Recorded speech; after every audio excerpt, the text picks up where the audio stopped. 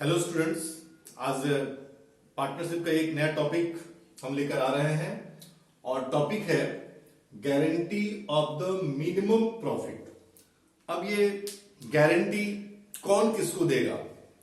तो जैसा आप जानते हैं एक फर्म में कई पार्टनर्स होते हैं। मैं यहां सपोज करता हूं कि उस फर्म में 3 पार्टनर्स हैं, ए, बी और सी। ऐसा मान लिया कि उस फर्म में 3 पार्टनर हैं, ए, बी और सी। अब किसी कारण से सी को ऐसा लगता है कि फर्म बहुत अच्छे ढंग से नहीं चलेगा और वो पार्टनर के रूप में अगर इस फर्म में रहेगा तो उसको बहुत अच्छा प्रॉफिट नहीं मिलेगा। तो सी ऐसा प्रपोज करता है ए और बी से कि वो इस पार्टनरशिप को छोड़ना चाहता है। ए और बी उसका रीजन जानना चाहता है, भाई आप पार्टनरशिप फर्म क्यों छोड़ना चाहते हैं? सी कहता है कि मुझे लगता है कि इस फर्म की प्रॉफिट अच्छी नहीं होगी और मुझे अच्छा शेयर ऑफ प्रॉफिट नहीं मिलेगा। तो ए और बी मिलकर सी को गारंटी देते हैं कि ठीक है, फर्म को कम हो प्रॉफिट, ज्यादा हो प्रॉफिट या लॉस हो, आपको हर हाल में एक मिनिमम प्रॉफिट मिलेगा ही। ये गारंटी कौन दिया? सी को ए और बी ने मिलकर दिया। और इस कंडीशन में अगर सी को जो अमाउंट गारंटी का मिला है उससे कम प्रॉफिट होता है एक्चुअली में, तो उस लॉस को ए और बी मिलकर सहेगा। लेकिन अगर प्रॉफिट ज्यादा हो गया, मान लिया जाए मिनिमम प्रॉफिट सी को 15,000 रुपया का दिया गया कि भाई 15,000 रुपया आपको मिलेगा पर annum, लेकिन एक्चुअली फर्म ने प्रॉफिट अर्न किया और सी को 20,000 रुपया मिल गया। तो ऐसा नहीं कि 5,000 रुपया सी से ले लिया जाएगा, वहां पर सी को 20 ही मिलेगा। लेकिन अगर फर्म की प्रॉफिट 10 हुई, सी की प्रॉफिट 10 हुई, तो वो 5,000 रुपया का जो घाटा है ए और बी या तो प्रॉफिट शेयरिंग रेशियो में या जिस रेशियो में ये एग्रीड करेंगे उस रेशियो में वो सी को देंगे। तो इस प्रकार से 3 प्रकार की गारंटी होती है। फर्स्ट जो है वो है guarantee given by the firm to a partner. जो मैंने अभी एग्जांपल समझाया, सी को गारंटी किसने दिया? फर्म ने दिया। तो फर्म ने दिया मींस सी को तो गारंटी मिला, उसके लॉस को कौन सहेगा? ए और बी। उसके लॉस को कौन भरपाई करेगा? ए और बी। तो इस प्रकार के गारंटी को हम लोग कहते हैं guarantee given by the firm to a partner. अब सपोज किया जाए कि सी को गारंटी केवल और केवल बी से मिल रहा है, ए यहां पर सी को गारंटी देने के लिए तैयार नहीं है। तो इस कंडीशन में जो 5,000 रुपए का या जितना भी नुकसान सी को होगा वो बी अपने प्रॉफिट से देगा। तो इसको कहा गया guarantee given by a partner to a partner. एक पार्टनर से दूसरे पार्टनर को गारंटी दिया गया। यहां है by the firm to a partner, firm के द्वारा एक पार्टनर को दिया गया। यहां पर एक पार्टनर को एक पार्टनर के द्वारा दिया गया, उसमें एक पार्टनर जो तीसरा पार्टनर है वो अनअफेक्टेड रहेगा। तो इस प्रकार से होता है। लेकिन एक तीसरी गारंटी जो है guarantee given by a partner to the firm. अब पार्टनर फर्म को गारंटी कैसे देगा? तो कभी कभी बिजनेस में ऐसा होता है कि कोई एक पार्टनर बिजनेस को कैरी ऑन करता है और वो एक गारंटी देता है कि फर्म को मिनिमम 60,000 प्रॉफिट होगा। अब वो गारंटी दिया फर्म के लिए कि फर्म मिनिमम 60,000 प्रॉफिट अर्न करेगा, लेकिन संजोग से फर्म सिर्फ 55,000 प्रॉफिट अर्न कर पाया। तो ये 5,000 जो पार्टनर ने गारंटी दिया है फर्म को, उसके कैपिटल से काट लिया जाएगा। तो 3 प्रकार की गारंटी है, guarantee by the firm to a partner, एक पार्टनर से दूसरे पार्टनर को, और पार्टनरशिप के द्वारा फर्म के द्वारा, पार्टनरशिप एक पार्टनर के द्वारा फर्म को। अब इसे एक एग्जांपल से हम लोग समझते हैं। एक इमेजिनरी एग्जांपल हम आपको लेते हैं। यहां पर ए बी सी है और हम ये मान लेते हैं कि इनका रेशियो 3:2:1 है। और अगर एक पीएल अप्रोप्रिएशन अकाउंट बनाया गया, ये इमेजिनरी है, suppose by net profit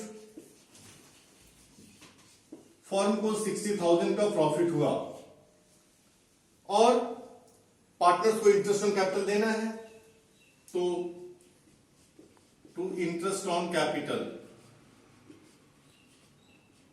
ABC, ऐसा इंटरेस्ट ऑन कैपिटल दे दिया गया, यानी 10,000 इंटरेस्ट ऑन कैपिटल के रूप में दे दिया गया। फर्म को प्रॉफिट है 60,000, इंटरेस्ट ऑन कैपिटल 10,000। अब जो प्रॉफिट होगा वो 3:2:1 में बढ़ जाएगा, जैसा आपने पीएल एप्रोप्रिएशन बनाया है और जानते हैं। तो अब हम चलते हैं, इस प्रॉफिट को डिस्ट्रीब्यूट कर देते हैं to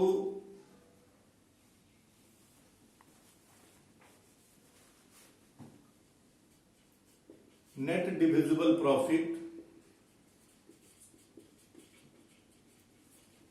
transfer to A, B and सी।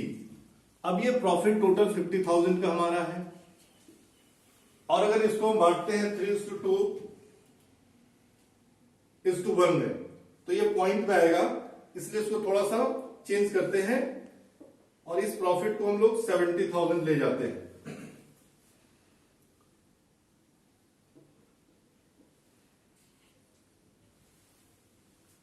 तो यहां प्रॉफिट को 70,000 किया गया, 10,000 इंटरेस्ट ऑन कैपिटल में, 60,000 प्रॉफिट में।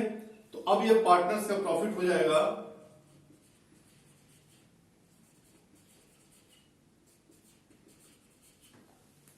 तो ये एक बन गया पीएल एप्रोप्रिएशन। क्योंकि आपको बता दे कि partners capital guarantee of profit में, कोई भी गारंटी ऑफ प्रॉफिट का क्वेश्चन होगा उसमें पहले पीएल एप्रोप्रिएशन बनेगा। जैसा क्वेश्चन बनता है पीएल एप्रोप्रिएशन का वैसा बनेगा। अब गारंटी की बात देखिए, अब हम लोग तीनों कंडीशन में लेते हैं, रेशियो यही है 3:2:1। अब guarantee given by the firm to a partner. Suppose C को गारंटी दिया गया 15,000 का, और सी को एक्चुअल प्रॉफिट कितना मिल रहा है 10,000। तो डेफिशिएंसी कितनी हुई, घाटा कितना हुआ, सी को कितना हो रहा है, तो 5,000। 10,000 माइनस 15,000 माइनस 10,000। अब इस सी के 5,000 को कौन सहेगा, ए और बी, किस रेशियो में 3:2। यानी ए कितने बॉन्ड करेंगे, तो ए के हिस्से आएगा 5,000 का 3/5 और बी के हिस्से आएगा 5,000 का 2/5। जब ए और बी बॉन्ड करेंगे तो इनका रेशियो ये हो जाएगा 3:2। अगर कोई नया रेशियो नहीं दिया है तो ए के प्रॉफिट से 3,000 रुपया माइनस हो जाएगा, बी के प्रॉफिट से 2,000 माइनस हो जाएगा, और ये दोनों सी में ऐड हो जाएगा। यानी इसी क्वेश्चन में यहां लिखेंगे ट्रांसफर टू सी, 10,000 रुपए सी को ट्रांसफर, फिर इसमें लिखेंगे ट्रांसफर टू सी, 3,000 रुपए यहां ट्रांसफर होगा और 2,000 यहां ट्रांसफर होगा, और फिर सी में transfer from A 3,000 and transfer from B 2,000। और इस प्रकार से अगर आप देखेंगे तो ये 60,000 अब कैसे बढ़ जाएगा, ए का हो जाएगा 30 माइनस 3 27,000, इनका हो जाएगा 18,000 और सी को मिल जाएगा 15,000।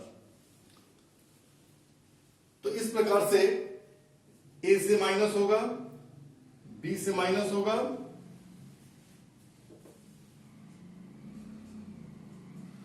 और सी में ये दोनों ऐड हो जाएगा। यानी सी को किसने घाटे, सी के घाटे को किसने पूरा किया, ए और बी ने।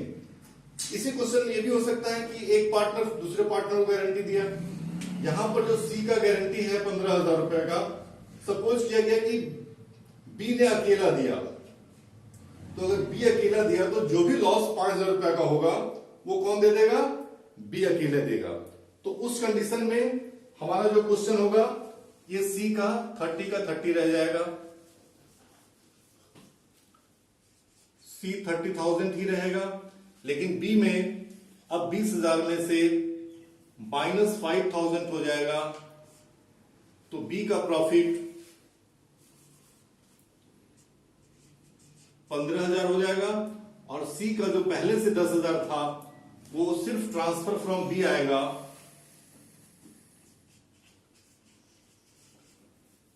5,000 और इस प्रकार से बी को 15,000 रुपए मिलेगा। तो सिंपल सी बात है, ये बहुत ही इजी टॉपिक है। कौन किसको गारंटी दिया और किस रेशियो में दिया, पहले पीएल अप्रोप्रिएशन बनाने के बाद जो भी गारंटी है उसके हिसाब से एडजस्ट करना है। इसी को, इस टॉपिक को मैं एक क्वेश्चन का लेकर आपको समझाऊंगा। तो आप पहले क्वेश्चन नोट करेंगे, उसके बाद उस क्वेश्चन के माध्यम से इसको और क्लियरली एक्सप्लेन कर दिया जाएगा।